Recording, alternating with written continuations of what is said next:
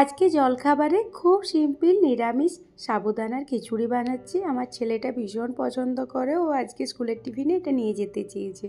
প্রথমে একটা বড় দানার সাবুর প্যাকেট দিলাম। ছোটো দানার সাবুটা না খুব তাড়াতাড়ি গলে যায় আর একদম দোলা পাকিয়ে যায়, তাই এই খিচুড়ি বানাতে সবসময় বড় দানার সাবুটা হলে বেশি ভালো। সাবুদানা ভেজানোর সময় যদি জলের পরিমাণটা ঠিক রাখা যায় তাহলে সাবুদানার খিচুড়ি বেশ ঝরঝরে হয়। সেই কারণে যে কোনো একটা কাপ বা বাটি মেপে সাবুদানা আর জলের পরিমাণটা নিতে হবে। আমি এখানে 1 কাপ সাবুদানা নিলাম। ভালোভাবে 4 থেকে 5 বার জল চেঞ্জ করে করে ধুয়ে নিচ্ছি।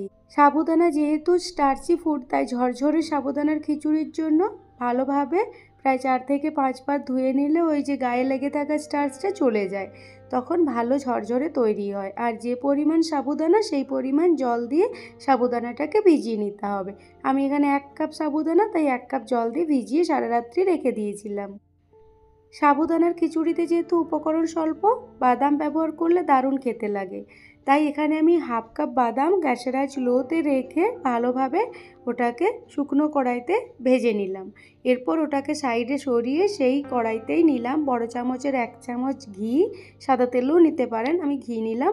তারপর একটু জিরা আর কাঁচা লঙ্কা ফোড়ন দিলাম। তারপর একটা মিডিয়াম সাইজের আলু একদম ছোট ছোট টুকরো করে কেটে ওর মধ্যে লবণ আর হলুদ দিয়ে সেটাকে ভালোভাবে ভেজে নিচ্ছি। এর সাথে দিচ্ছি যখন আলুটা অর্ধেক সেদ্ধ হয়ে যাবে তখন এর মধ্যে আদা আর কারি পাতা দিয়ে দিলাম। ভালোভাবে নাড়াচাড়া করে আলুটাকে সেদ্ধ করে নিচ্ছি। আলু খুব ভালোভাবে সেদ্ধ বা ভাজা হয়ে যাওয়ার পরই আমরা এখানে সাবুদানাটা ব্যবহার করব।